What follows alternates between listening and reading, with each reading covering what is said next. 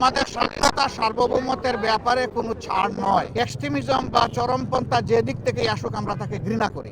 আপনারা কালকে সকল গণমাধ্যম এই সংবাদ পরিবেশন করেছিলেন যে মাননীয় প্রধান উপদেষ্টা আজকে সমস্ত দলের জাতীয় নেতৃবৃন্দকে এখানে আহ্বান জানিয়েছিলেন। আমরা সেখানে এসেছিলাম। দল মত আমাদের ভিন্ন, আদর্শ আমাদের ভিন্ন, পথ আমাদের এক। পথটা হচ্ছে বাংলাদেশকে রক্ষা করতে হবে। এই সব কিছুর ঊর্ধ্বে উঠে দেশ আমাদের সবার, শুধু রাজনৈতিক দল না, আমাদের সকলের, জনগণের একটা বিশেষ অংশ আপনারাও, এবং আপনাদের ভূমিকাও কিন্তু গত আন্দোলনে কারো কারো না থাকতে পারে, কিন্তু নির্বিশেষে অনেক সহায়ক ছিল। এই জন্য সেই ভূমিকার জন্যও আমি আপনাদেরকে অভিনন্দন এবং ধন্যবাদ জানাচ্ছি।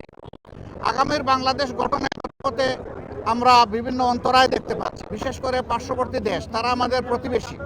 আমরা তাদের সাথে সৎ প্রতিবেশী সম্পর্ক চাই, কিন্তু সাম্প্রতিক কিছু ভূমিকা ছিল অত্যন্ত উস্কানিমূলক, অসহিষ্ণু, অগ্রহণযোগ্য। আপনারা এটা দেখেছেন। মিথ্যা তথ্যের উপর নির্ভর করে বাংলাদেশকে কলুষিত করার জন্য, এই সরকার এবং জনগণকে ব্যর্থ করার জন্য তারা দুনিয়ার বিভিন্ন জায়গায় অপপ্রয়াস চালাচ্ছেন এবং অপপ্রচার চালাচ্ছেন। আমরা এগুলা নিন্দা জানিয়েছি সকলে সম্মিলিতভাবে।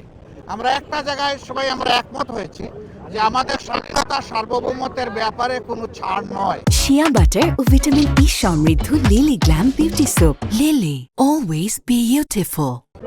এখানে আমরা সিমেন্টেড থাকবো, যেমন অতীতে ছিলাম, যেমন সম্প্রতি আগস্টে এই 24 সালে আমরা ছিলাম, এইটাই আমাদের অব্যাহত থাকবে।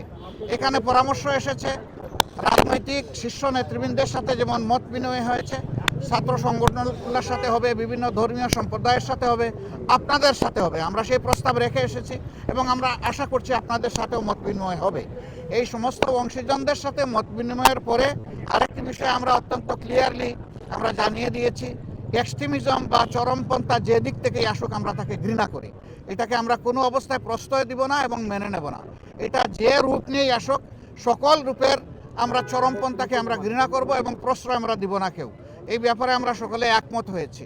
আরও অনেকগুলো বিষয়ে কথা হয়েছে।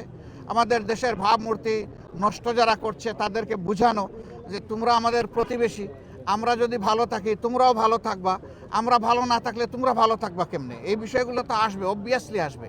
তো সেই বিষয়গুলো নিয়েও আলোচনা হয়েছে। আমরা আশা করছি জাতি ঐক্যবদ্ধভাবে ইনশাআল্লাহ আগামী দিনের সকল চ্যালেঞ্জ মোকাবেলা করে আমরা চূড়ান্ত সফলতার দিকে এগিয়ে যাব।